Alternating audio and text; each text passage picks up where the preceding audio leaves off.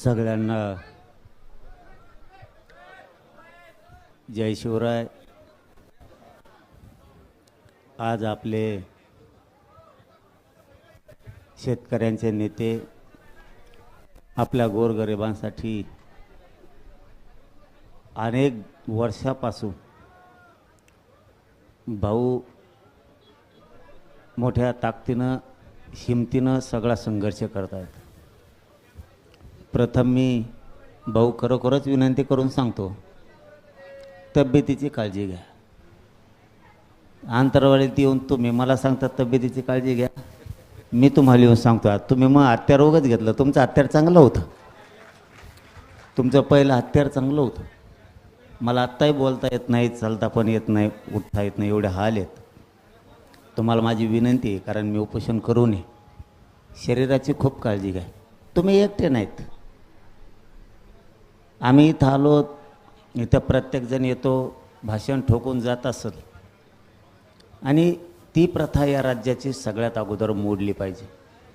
येणं, भाषणं करणं, पाठिंबा आहे म्हणणं, प्रत्यक्ष रस्त्यावरती प्रत्येकानं उतरलं पाहिजे। प्रत्येकानं कुठल्या विषयाला जर न्याय मिळवायचा असला तर प्रत्यक्ष रस्त्यावरती यावं लागतं। नुसतं इथं येणं, काळजी घ्या म्हणणं, आम्ही सोबत हे म्हणणं, याने न्याय मिळत नाही। आज जर आपले बच्चू भाऊ आपल्यासाठी जर जीव द्यायला तयार असतील तर समाजानं, सगळ्या शेतकरी बांधवांना ताकदीनं रस्त्यावरती आलं पाहिजे। ताकदीनं ते पण सगळं जिकडं तिकडं जाम करून टाकलं पाहिजे। आणि भाऊ तुमची मागणी मान्य नाही केली ना, बघा आम्ही तरी काय करतो, आम्ही सोबत आहेत तुमच्या, यांना सळो की पळोच करतो आम्ही। आणि तेवढी शक्ती आहे आमच्यात, तेवढी शक्ती आमच्यात आहे। देवेंद्र फडणवीस साहेबांनी लक्षात ठेवावं। विरोधाला विरोध म्हणून करणाऱ्यापैकी आम्ही नाही। जरी आम्ही वयानं लहान असलो तरी समज मात्र आम्हाला आहे, कोणत्या वेळेस काय विचार करायचा, कोणत्या वेळेस कोणता निर्णय घ्यायचा, कोणत्या वेळेस काय शब्द बोलायचे, निर्णय क्षमता आमच्यात आहे। म्हणून बच्चू भाऊंच्या या शेतकऱ्यांच्या लढ्यासाठी जो बच्चू भाऊने जीव पणाला लावला आहे, मी मुख्यमंत्री आणि दोन्ही उपमुख्यमंत्र्याला सांगतो, बच्चू भाऊच्या मागण्याचे तुम्ही तातडीनं दखल घ्या। ते फोनाफोनी ते बंद करा, फोन करणं, कुठं याला पाठवणं त्याला पाठवणं। एकदा जर आम्ही शेतकरी बिघडलो, कारण मी शेतकरी आहे, ते नंतर असतं, ते लपडं नंतर, ते नंतर बघायचं, ते ओबीसी मराठा ते घरी गेल्यावर। हां, इथं शेतकऱ्यांचे पोट्टे आहेत, आपण शेतकऱ्याचे रक्त आपल्या अंगात खेळतंय। इथं जातपात आणायचे नाही, एकजुटीनं राज्यातल्या सगळ्या शेतकऱ्याने वटणीला आणा, तुम्हाला सांगतो, विनंती करून सांगतो। जर बच्चू भाऊने आपल्यासाठी जीवपणाला लावला असला, बोलणं लय सोपं असतं, तुम्ही तीनदा जोडून आला असताना आत्ता भाऊ, तुम्हाला माझी भाषा कळती का? चौथा दिवस झालो पशी आहेत, तुम्ही दोनदा तरी हाणला असत। जीवाची बाजी लावणं एवढी सोपी गोष्ट समजू नका। आताड्याची आग होती पोटात, सगळे माणसाला वरपत्रे आहेत का नाहीत हे सुद्धा दिसत नाही, इतकी भयंकर वेळ बेतलेली असते उपोषण करत्यावरती। उपोषण करता तुम्हाला असा बसल्याला जरी दिसला असला ना, तुम्ही समजू नका तब्येत चांगली आहे त्यांची, चौथा दिवस म्हणल्यावर तुमचे चेहरे पडू नये, तुमच्या चेहऱ्यावरती नाराजी पसरू नये, तुम्हाला वाईट वाटू नये म्हणून उपोषण करता उठून बसलेला असतो। त्याच्यात ती क्षमताच राहिलेली नसती। आपण उठून बसावं, तुमच्याशी बोलावं, परंतु समाज बसलेल्यांना वाईट वाटू नये म्हणून नाविलाजानं तो घंटा दीड घंटा बसलेला राहतो। तुम्हाला एक छोटीशी चुणूक सांगतो, सावध काय राहायचं। आपला माणूस उपोषण करताना ज्या वेळेस आपल्या समोर असा दिसतो ना, तुम्हाला वाटतं तो चांगला आहे, पण ज्यावेळेस तो खाली पडतो ना, म्हणजे झोपते ते गादीवरती, त्यावेळेस समजायचं सगळ्या लोकांनी की आपल्या माणसाची तब्येत खराब व्हायला लागली, पण आपला माणूस आपल्याला सांगत नाही आहे. तो का सांगत नाही? तुम्हाला न्याय मिळवून द्यायचं असतं म्हणून सांगत नाही. कारण मी ते करत आलो आहे. माझ्या लोकांना वाईट वाटू नये. आपण उपोषण करतो आहे आणि त्याची जाण जर त्यांना झाली तर ते बिथरून जातात. म्हणूनही आपलाच माणूस उपोषण करत असताना बच्चू भाऊसुद्धा तुमची काळजी घेतात. पण मी सल्ला देऊन चाललो आहे तुम्हाला की ज्यावेळेस ते झोपतात ना त्यावेळेस शरीरात 100% त्रास सुरू झालेला असतो असं समजायचं. ते आराम करतात असं समजू नका. कारण त्या माणसाची एवढी घालमेल झालेली असते या शेतकऱ्याला न्याय मिळावा म्हणून. इतक्या वेदना झालेल्या असतात की त्या वेदना ते शब्दात सांगत नाही आहेत आणि त्या सांगायसाठी ते उपोषणाला बसलेले नसतात. त्यांच्या डोळ्यासमोर आणि ते एक ध्येय घेऊन असतात की या शेतकऱ्याला न्याय दिल्याशिवाय हटणार नाही, हे पण घेऊन ते इथं बसलेले असतात. मात्र राज्यातल्या सगळ्या शेतकरी बांधवांना सांगतो, आता झालायच ना उठाव, कोणी करू द्या. ते तुमच्याकडे आहे का नाही मला माहीत नाही, पण ते लफडे बंद करा पहिले. ह्यो आमचा नाही बसला आणि त्यो आमचा बसायला पाहिजे होता. बच्चू भाऊने आता जीव टेकवायचं ठरवलं आहे ना, न्याय कोणाला मिळणार आहे? राज्यातल्या शेतकऱ्याला. मग शेतकरी संघटनेचं आहे का? तो आहे शेतकरी संघटनेचं आहे का? भाजपचं आहे का? काँग्रेसचं आहे का? शिवसेनेचं आहे का? बेसरामाचं आहे का? माणूस जर आपल्यासाठी बसायला तयार झाला आहे तर राज्यांनी क्षणात उठाव केला पाहिजे, कुठलाच विचार नाही करता. आता उलट शेतकऱ्यांना संधी आहे. शेतकऱ्यांना सांगतोय मी, या राज्यातल्या शेतकऱ्यांना संधी आहे. कर्जमाफी याचं आश्वासन शेतकऱ्यांनी दिलं आहे आणि बच्चू भाऊनी जीव पणाला लावायचा ठरवला. राज्यातले जे जे शेतकरी आता ऐकत असतील त्यांना हात जोडून सांगतो, तुमच्या न्यायासाठी ते बसलेत ना, त्यांनी राज्यात उठाव करा असं म्हणायची बच्चू भाऊंवरती वेळच नाही यायला पाहिजे. त्यांनी सांगायचं उठाव करा, सगळं राज्य एका जागेवर आणि मग आपण यायचं. ही भूमिका सुद्धा आपली शेतकऱ्याची बदलली पाहिजे. शेतकऱ्याला स्वतःचं हित जर कळत असलं ना तर तुमच्या हितासाठी बच्चू भाऊ बसले. माझा जाहीरपणानं आव्हान आहे, भाऊने दिलेला अल्टिमेटम जर सरकारनं त्याच्या आत दखल घेऊन सगळ्या मागण्याची जर अंमलबजावणी नाही केली तर सगळ्या शेतकऱ्यांनी राज्यातल्या कानाकोपऱ्यातल्या रस्त्यावरती येऊन सगळे रस्ते बंद करून टाका, जाम करून टाका सगळं राज्य. आणि भाऊ आम्ही सोबत येत. आणि ज्यावेळेस मनोज जरांगे म्हणतो ना, आपण लय येडपटे बरं का, मग आपण मग कचाकच घोडे येत असतो नाही ऐकलं की. आणि तुमचं तेच रूप चांगलं आहे राव, तुम्हाला बरोबर वाटतं घे रूप. भाऊचं तेच रूप लय, थोबाडात हाणीन, बुटाड हाणीन आणि मग ते माईकच फेकून आणीन. ते रूप लोकाला आवडतंय. मी होतो ना एकटा एकला उपोषणाला बसायला, तुमची तब्येत खराब झाली, मय झाली आणि समाजासाठी करणारे जर वाकडे तिकडे होऊन पडले तर मग काय करायचं? एक जण असं आडमोठं पाहिजे. आमच्यात आम्ही तुम्हाला मानतो की माणूस खामक्या आहे, जे हातात येईन ते टोला असतो. आणि मला जरा ताकद कमी आहे त्याच्यामुळे हानीत नाही, मी घोड्या लावतो.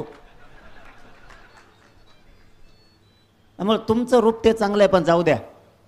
जर आपला माणूस आता आपल्यासाठी शेतकऱ्याला न्याय मिळावा म्हणून, शेतमजुराला न्याय मिळावा म्हणून, अपंगाला न्याय मिळावा म्हणून जर जीवाची बाजी लावणार असलात ना तर भाऊच्या दिलेल्या अल्टिमेटमच्या आज सरकारनं जर मागण्या मंजूर नाही केल्या तर राज्य मात्र सगळ्या शेतकऱ्याने जाम करायचं आहे. कुणी पक्षांपेक्षा संघटनामध्ये आणायचं नाही. बच्चू भाऊसाठी एक दिवस असं ठरवायचं, बच्चू भाऊसाठी एक दिवस, आणि राज्यातले सगळे रस्ते जाम करून टाकायचे ठरवून. आता आलेल्यांनी काय काय ठरलं मला माहीत नाही, माझ्या आधीच येऊन गेले, माझ्या कचाट्या ते सापडायला पाहिजे होते. लगेच बैठक घेतली असते, म्हणलं असतं कोणत्या दिवशी राज्य बंद करायचं आत्ता सांगा. उगा भाषण ठोकायचं निघून जायचं, का म्हण धामायचं मसाळा. पण ते आता मला वाटलं बरोबर मी बी 4ला जातोय, ते बी 4लाच गठ्ठे सगळे. आणि राज्यातल्या सगळ्या शेतकऱ्यांना माझं, शेतकरीच्या जेवढ्या संघटना आहेत मला माहीत नाहीत, कारण मी अपरावाद 2 वर्षापासून नवीन आहे म्हणून माहीत नाही. त्यांना हात जोडून विनंती आहे, आता खरंच वेळ आली एक व्हायची शेतकऱ्याला न्याय द्यायची. सगळेजण बच्चू भाऊच्या पाठीमागो उभा, सगळ्या शेतकरी संघटनेचे अध्यक्ष तुम्ही एक मोठी बैठक घ्या, सगळी प्रेस घ्या. शेतकरी संघटनेचे जे उभे आयुष्यभर शेतकऱ्यांसाठी लढतात आणि त्यांनी एक डेडलाईन द्या आम्हाला, या दिवशी पूर्ण राज्य बंद. ही मात्र एवढी जबाबदारी सगळ्या शेतकरी संघटनेच्या अध्यक्षांनी उचलावी. त्यांनी एक बैठक घ्यायची, इथं घ्या, बच्चू भाऊ समोर घ्या, का कुठं घ्या, तुमचा जो निर्णय असेल तो. तुम्ही दिलेला निर्णय आम्हाला मान्य.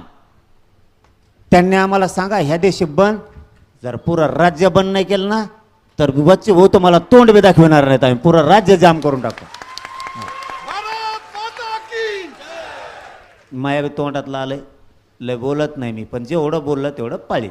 मला बोलायला त्रास होतोय, पण आता भाऊवर माझा आलंय जीव आहे, कारण भाऊचा मायावर तेवढाच. भाऊ बी अंतरवाले सारखे येडे घालायचे, पण भाऊने माझ्यासारखी भूमिका घेतली असं मला वाटतंय, म्हणून मी धावत पळत आलो. अंतयात्रा शब्द वापरला त्यांनी, अंतयात्रा. दातडं काढू नका, लहान विषय नाही येऊ. अंतयात्रा शब्द लहान विषय नाही. स्वतःच्या कुटुंबाला उघड्यावर सोडायचं ठरवलं या माणसानं. अंतयात्रा शब्द साधा नसतो.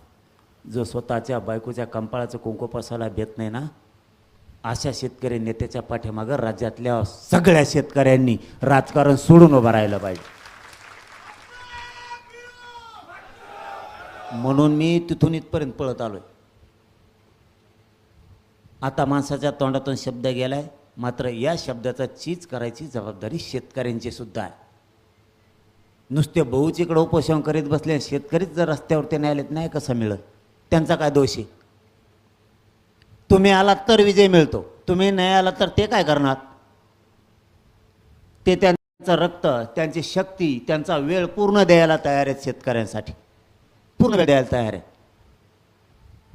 मग तुम्ही राज्यातल्या शेतकऱ्याने जर ठरवलं, इथं दुसरा कोणी नाहीच ना, शेतकऱ्याशिवाय मार येत नाहीत काय तुम्ही? सगळ्या क्षेत्रातल्या लोकांना या लढ्यात उतरावं. पण पुन्हा एकदा भाऊच्या माध्यमातून विनंती करतो, आणि मीही माझ्या वतीनं विनंती करतो, आणि राज्यातल्या 14 करोड शेतकऱ्यांच्या वतीनं विनंती करतो की जे शेतकरी संघटनेचे जेवढे महाराष्ट्रातले अध्यक्ष आहेत तेवढे एका जागेवर लवकर बसा. तब्येत खराब होत चालली त्यांची, आणि एक वार ठरवून द्या, एक तारीख ठरवून द्या. त्या दिवशी शांततेत पुरं राज्य बंद. इकडची गाडी सुद्धा इकडे जाऊ देत नाहीत, चाक सुद्धा हलवून देत नाहीत आम्ही.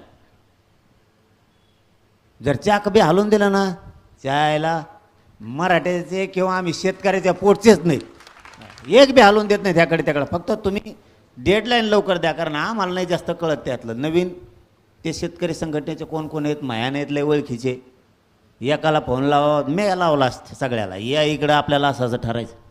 एक नाही ओळखीत त्याने म्हणावं मला नाही लावला, मग मी नसतो जात, कारण ते आमच्यात बी आहे तुमच्यात बी असं ना असं म्हणतोय बरं का मी, आहे का नाही मला नाही माहीत. आपण इथं प्रत्येकजण फुगवतो लगेच, नाही बोलू लागेल. त्यामुळे एक सगळ्या शेतकरी संघटनेच्या अध्यक्षांनी मनानं एक आव्हान करावं, एक तातडीचे बैठक बोलवावं आणि जाहीर करून टाकावं की या दिवसाच्या आत मागण्याची अंमलबजावणी करा, नसता आम्ही अमुक अमुक दिवशी बेमुदत राज्य बंद पाडणार. एक दिवसासाठी नाही, पूर्ण राज्यच बंद. शेतकऱ्यांची कर्जमाफी होत नाही तोपर्यंत पूर्ण राज्य बंद. एक डेडलाईन देऊन टाका. राज्य कसं बंद होत नाही भाऊ, आम्ही तुमच्या मागे, तुम्ही काळजीच करू नका. आणि आपण काय ते तसलं गप्पा आणणारं पोरगं नाही. तुम्ही मला चांगलं जवळून बघितलेलं आहे. हां, मी गप्पा आणतो निघून जातो नाही. एकदा बोललो ना, बोललो, 1 इंचसुद्धा तुमच्या पाठीमागून मागं सरकणार नाही, 1 इंचसुद्धा. फक्त लवकर सगळ्या शेतकऱ्यांना आव्हान करून त्या संघटनेच्या अध्यक्षांना एक वेळ ठरवा. आपल्याला मात्र शेतकऱ्यांना न्याय द्यायचा आहे. मी कायम सोबत आहे शेतकऱ्याचं पोरगं म्हणून, कायम. फक्त आम्हाला सांगावं लागतं. आम्हाला मनानं निर्णय का घेता येत नाही? तुम्हाला विचारल्याशिवाय कुठला निर्णय घेणंसुद्धा योग्य नाही. मी माझ्या आंदोलनाच्या वेळेस समाज निर्णय घेऊन टाकतो. ह्यो प्रश्न शेतकऱ्याचा, इथं समाजा फेमाजाचा काही संबंध नाही कोणच्याच. इथं कोणत्या जातीचा असला तरी तो शेतकरी, तो आपला बाप आहे. आणि बाप जागला पाहिजे. सगळ्यात जास्त आत्महत्या विदर्भात ह्यात, त्याच्यानंतर मराठवाड्यात नंबर लागतो, आणि आपल्या दोघाचे सगळ्यात जास्त आले. विदर्भ आणि मराठवाडा सगळ्यात जास्त.